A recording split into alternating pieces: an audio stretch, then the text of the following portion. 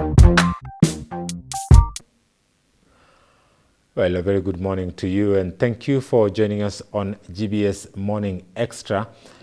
This morning, my name is Timothy Omondi. My sign language interpreter is Philista Adundo. Well, for comments, suggestions, or opinion, please do remember to reach us through our hashtag, that's GBS Morning Extra. Our Twitter handle is @KenyaGBS. Our SMS line, of course, 21144. This morning, we start with some sad news, where former Mombasa Mayor Sharif Ali Shekue has died. Shekue died on Monday at his mother's home in Makadara in Mombasa County. Close family members and relatives say that Shekue had been ailing for some time. Mr. Shekue has been an active politician in Mombasa since 1983, when he was the KANU party chairman for the Mwembe Tayari ward. He was known for his mobilization skills at the grassroots level, and according to Abdurrahim Abdallah, who served as the KANU organizing secretary under Shekue.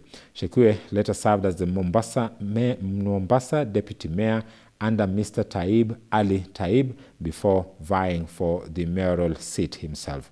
Until his death, Shekue was a Jubilee Party member and had plans to run for the Mvita MP seat in the year 2022 general election. Shekue was buried on Monday after the 4 p.m. Muslim prayers.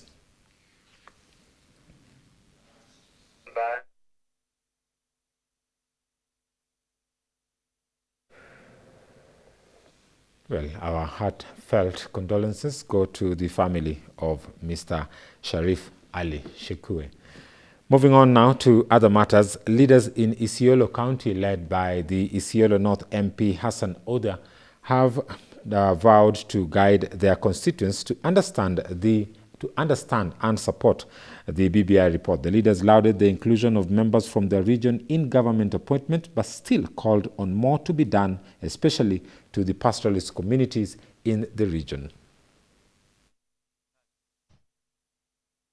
Kama wafugaji, tuna furaha ya kwamba Ambassador Ukur Jatani aliweza kupewa kazi ya kusimamia National Treasury. Na hii ni mara ya kwanza mfugaji. Unajua kuna wale wanajidai wanajiita wafugaji lakini si wafugaji. Mfugaji asili amepewa hiyo nafasi ya kuweza kusimamia National Treasury. Kwa ile muda kidogo His Excellency alimpatia nafasi ya kuweza kushikilia, alifanya kazi nzuri. Mimi mwenyewe naelewa kwa sababu tunafanya katika bunge la taifa. Kwa ile muda kidogo aliweza kufanya kazi nzuri mpaka kwamba His Excellency akawa na confidence ya kumpatia awe waziri kamili. Well, moving on now to some political matters on the BBI report. The Deputy President William Ruto's camp on Monday held a strategy meeting in a two-pronged approach to blunt the impact of the ongoing consultative meeting on the Building Bridges initiative spearheaded by the ODM leader Raila Odinga and the President Uhuru Muigai Kenyatta. Let's listen in to this report, to the press conference that they held right after the meeting. As you can see today, we met in Naivasha. We were 173 members who managed to attend. We had apologies of our colleagues who traveled out of the country.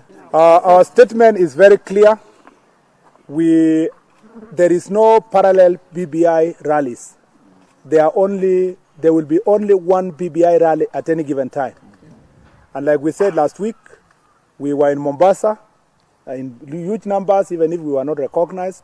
Some of us were not given the opportunity to be recognized in that meeting, but we were there in large numbers.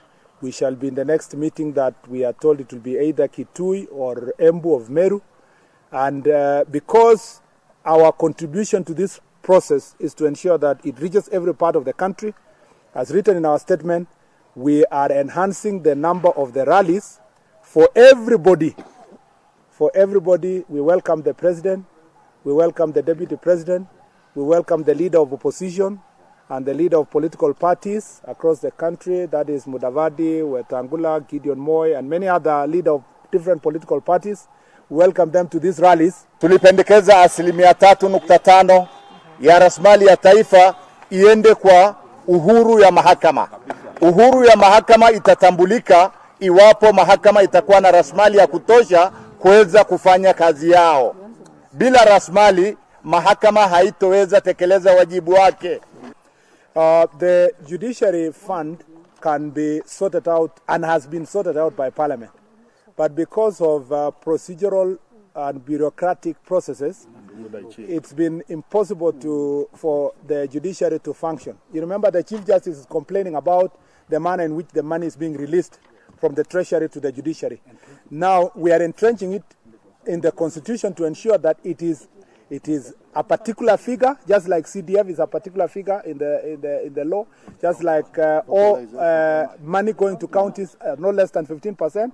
We are making it protected in law and automatically presented to the judiciary to manage their own resources without the situation where... Now, moving on to Nandi County, where the governor of the Nandi County has called for unity and tranquility in the country. The governor has said that the BBI report should present Kenyans with an opportunity to openly discuss and address their grievances. He made the remarks after receiving a courtesy call from the Bishop-elect Diocese of Eldoret in his office yesterday. Once you settle in office, you know, as you visit Nandi, looking at the various programs of the church, looking at the various health programs, we are excited to work with you, and you have the total support and the commitment of leadership from Nandi, moving the agenda of our country and our county moving forward. Again, we know that the church, you know, the Catholic Church has been very particular and firm on issues of national stability. The national programs and processes like the BBI. We have agreed as a leadership in Nandi County that when an opportunity like the BBI presents itself, for us to have a discourse, serious discourse regarding issues affecting our nation. But what we have also agreed as a leadership is that we do not want a divisive BBI process. We want to ensure that let this BBI present an opportunity for Kenyans to openly discuss, share ideas, everybody be given an opportunity to present their views. As a county government, we have long-standing issues of land issues. We hope that the BBI, once it gives us the opportunity under the second level of engagements, we will be able to present those long-term issues that we think are necessary for the future stability of our county. In regard to BBI, because it was meant to really unite people, it was meant to solve the problems which have been facing Kenya and making people to clash. And so it is so important that this process of BBI will lead to peace, will unite the people of Kenya. And therefore, it's my prayer that God will use this opportunity really to unite us as the people of Kenya, to unite our leaders so that we may have a peaceful Kenya and that we will never have the kind of experiences which the late Bishop Korir went through. So that is my prayer. And I also say that we should delink BBI from the politics of 2022. Let us heal the country first, and then after that we can go and do our elections peacefully. So once again, I'm so grateful. Now we cross over to the Laikipia County, but still on BBI matters. A section of leaders from Laikipia have urged politicians in the country not to politicize the BBI debate.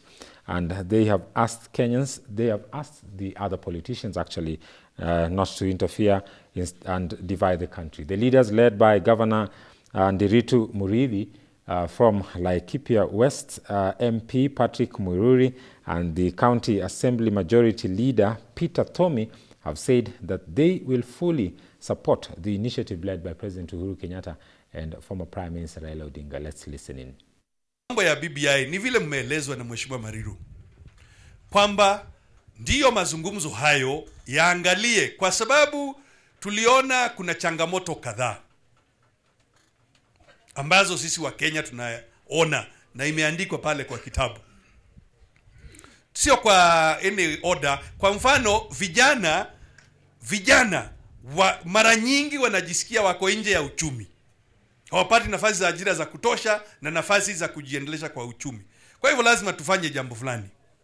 La pili, imekuwa kama kawaida kwamba tukiwa na uchaguzi tunazozana, na inafaa tutafute namna ya kuzuia hiyo mizozo. Pia kama wa Kenya, inaonekana pengine fikira zetu bado hazijaingiana, ethos zetu. Tushukuru Uhuru Muigai Kenyatta alisalimiana na Prime Minister. Tushukuru sana. Kenya ikaenda chini. Lakini pia tushukuru Uhuru Muigai Kenyatta na William Samoei Ruto walisalimiana hapo Bereni 2013. Kenya ikawa pamoja. Tukiulizwa hapa watu watagatanga kieleweke nani anauga mkono BBI na hiyo maneno ingine, kila mtu wako na wafuasi wake. Lakini wakati mlituchagua hatukuambia tunaenda kufanya siasa. Huu ni wakati wetu tufanye kazi. Mimi naomba Laikipians, hapa sitaji Olmolan. Laikipians, tujijue sana tuko wapi. Kuna maneno tutasema. Saa ingine inatokaga sisi kama wasimu. Now, moving on to other matters, we go to the coastal region where the County Fisheries Officer of Lamu, Simon Komu, has called on the county government and the National Lands Authority to make haste and ensure that the over 40 fish landing sites are secured through provision of title deeds. He says that these pieces of land face the risk of being grabbed by private developers. We have got 40 landing sites in Lamu. That's the whole Lamu. Lamu Fishery Waters has got the marine landing sites and also the freshwater landing sites. In total, there are actually 40. We know exactly the fisheries sector. We have got this land belonging for the fishermen, for the fisher community, for development. We welcome any other development which will ensure that there is actually economic empowerment, there is development in the whole county, but at least for the fisheries sector, we need to have the landing sites secured. And if they're not titled, then it means the other processes of titling have not been done as such. Talking about delineation, you're talking about surveying, you're talking about all these things which need to be put in place.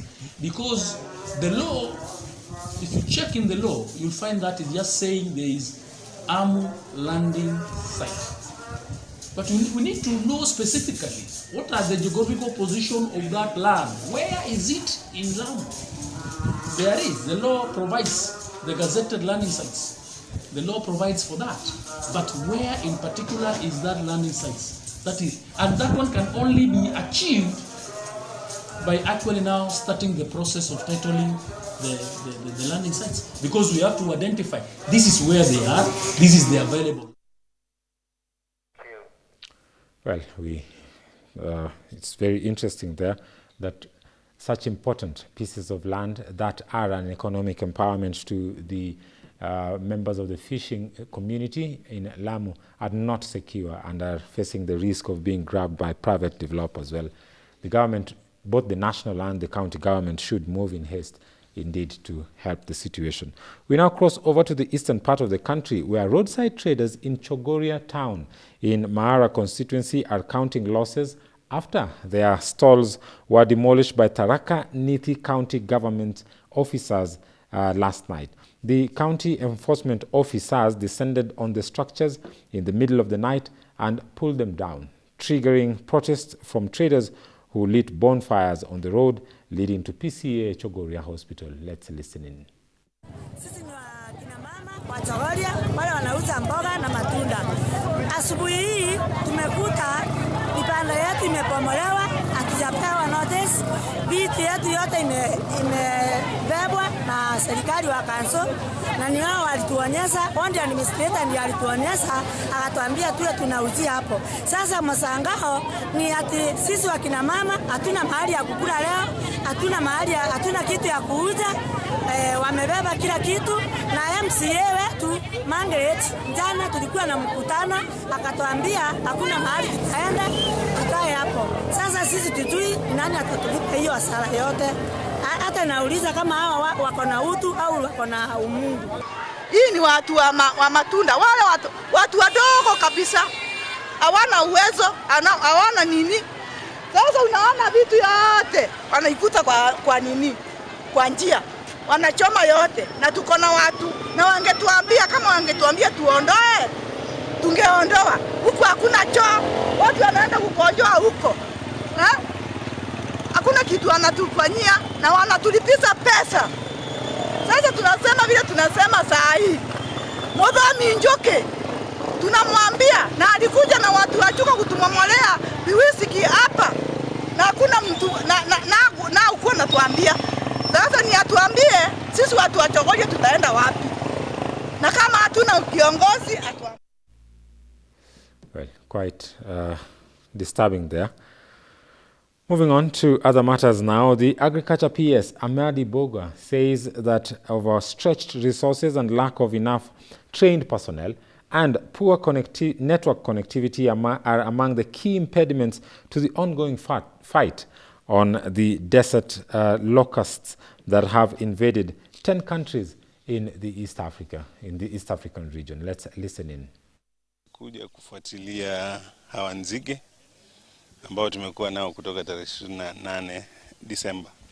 Waliingia kutoka nchi jirani hapa, na tunafuatilia kuangalia je, tunaweza kuwakabili na kuwamaliza kabla hawajaleta athari mbovu. Kwa hivyo toka tarehe 28 wamekuwa katika kaunti 9 sasa. Kaunti ya Mandera, Marsabit, Samburu. Hapa tulipo ni Samburu, Isiolo na Garissa na Meru kidogo. Sasa wako Kitui na Baringo. Kwa hivyo ni katika hali ya kuangalia yale makundi, wamejigawanya katika makundi kama 10 hivi. Changamoto kubwa ni kwamba sehemu ambazo ziko ziko remote sana. Kwa hivyo inabidi uende masafa marefu sana. Saa nyingine hakuna network. Kama sasa hapa tunataka kuambia wale na ndege waje hapa, lakini hakuna network. Well, quite interesting. Still on the locust menace, the Anglican Church of Kenya has urged the government to partner with the region and international community to fight the locust menace that is now ravaging the country and threatening food security. Mary Vuguza with that report. Billions of locusts swarming through Kenya and entire East Africa are the result of extreme weather swings and could prove catastrophic for a region still reeling from drought and deadly floods. This is what the experts said on Friday. Dense clouds of the ravenous insects have spread from Ethiopia and Somalia into Kenya, in the region's worst infestations in decades. The UN's Food and Agriculture Organization, FAO, estimated one swarm in Kenya at around 2,400 square kilometers, about 930 square miles, an area almost the size of Moscow, meaning it could contain up to 200 billion locusts, each of which consumes their own weight in food every day. Archbishop Jackson Olesapit says the locust menace has proved to be a threat in the region, and the methods applied by the government to fight the threat is not enough. The government recently announced that it had set 230 million shillings to fight the locust invasion, affecting 13 counties so far, including Mandera, Wajir, Marsabit, Garissa, among others. Mary Vuguza, GBS Morning Extra. Well, now, the next story will leave you with an open mouth and in awe. Young women interviewed in a study revealed that 5,000 Kenya shillings a month was bare minimum expected of sponsors. Now, 1 in 5 female university students are engaging in a sexual relationship with older men, commonly known as sponsors, in exchange for money or other favor, as this is a recent study by the Barasa Center for Behavioral Economics that has revealed this report. Our reporter, Mary Vuguza, compiled a brief report on the same. A recent study by the Bursa Center for Behavior conducted among 252 participants aged between 18 to 24 years from universities in Nairobi and a further 238 participants using random digit dialing revealed that young women expect money in exchange for sex even from their boyfriends. Young women interviewed revealed that 5,000 shillings a month was the bare minimum expected of a sponsor. The difference between boyfriends and sponsors from the study mostly lies in the value of financial support than in monetary support. While dates, gifts, outings, and meals were expected from boyfriends, girls look up to sponsor for rent, trips, and financing of their beauty expenses. The study involved a 45-minute questionnaire that included demographic information, psychometric measures, and questions covering perceptions, attitudes, perceived prevalence, and norms surrounding different sponsor relationship structures.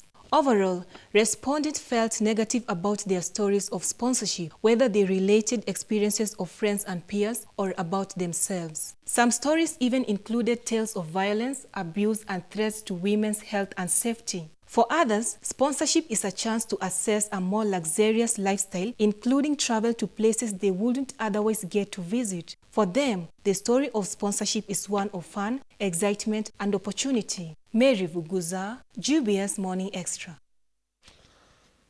And now we go to the corridors of justice, where Milimani Chief Magistrate Francis Ndai was on Monday morning forced to adjourn the case involving Embakasi East MP Paul Ongili, alias Babu Owino, to enable police to clear the courtroom corridors of noisemakers. The noise from members of the public made it difficult for the proceedings to go on. Immediately, the magistrate gave the directive, police swung into action and cleared the court corridors of noisemakers. Prosecution, led by Ondari, asked the court to deny Owino bond, saying that relatives of DJ Odhiambo Orinda, popularly known as DJ Evolve, whom he is accused of shooting, said he was in a critical condition. They also expressed fears that the MP would interfere with witnesses if released on bond. But the defense lawyer Cliff Ombeta disputed the claim and asked the court to overrule the prosecution's claim and release the MP on bond. That the victim is currently at critical care unit at the hospital.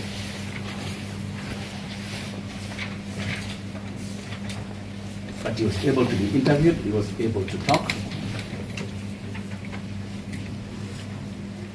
He was being attended to by a Dr. Ruben Okioma.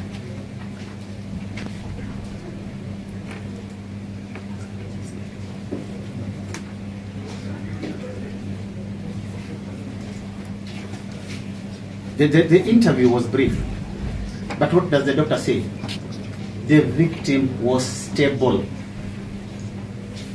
That is the doctor said. The victim was stable.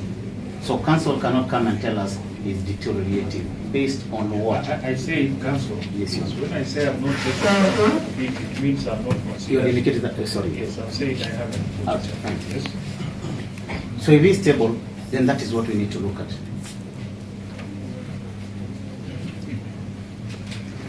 Page 5.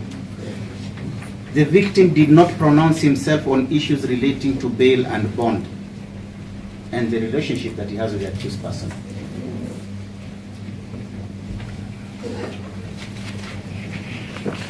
The victim himself then, therefore, by that kind of statement, has not opposed the accused person being released on bail.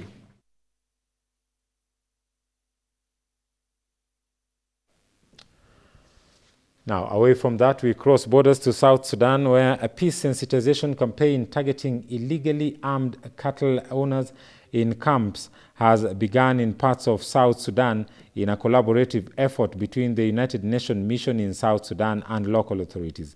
Residents in this cattle camp in South Sudan's Lake region pride themselves on their large herds of cattle. Most of the cattle keepers carry illegal arms to protect their livestock, proudly showing off their weapons. The Agok cattle camp, the biggest in the Lake region, the youth seem to have to be having a field day. They have been invited to a peace event along with the neighboring herders. They performed a ceremonial convergence act as they greet each other and then settle down to business of the day. The visitors have came to make peace and to end attacks on those living in Agwok cattle camp. They hope that to form an alliance to put to an end the ongoing cycle of revenge attacks between the groups. The peace campaign, organized by the United Nations Mission in South Sudan and local authorities, has kicked off at just the right time. It is aimed at mitigating early signs of conflict ahead of the dry season, which is a notorious time for deadly cattle raids, revenge killings, and clashes over the access to pasture and water for both cattle and humans. Of the conflict, we also anticipated that we need to sensitize the communities, particularly in the cattle camp, where the thrust of violence is, because it is at the cattle camps that you have the cattle camp youths who are carrying arms and ammunition, and these are the individuals who actually cause mayhem among communities.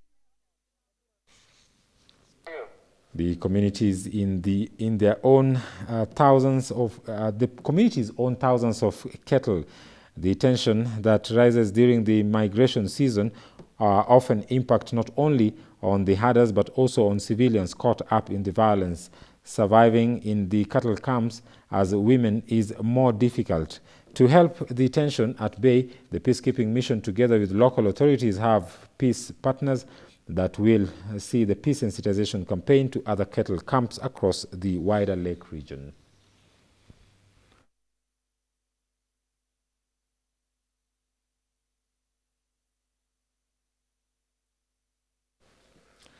Well, that report from South Sudan brings us to the end of the first part of this program. Well, you can send us an SMS on 21144. You can also give us a comment on the same. Our hashtag is at GBS Morning Extra. Our Twitter handle is at Kenya GBS. Well, my sign language interpreter, Felisa Dundo, will bid her farewell for now, but I'll be taking a very short break and then we'll be back with more discussion on the political situation in the country today. Let's take a break now and we'll be right back.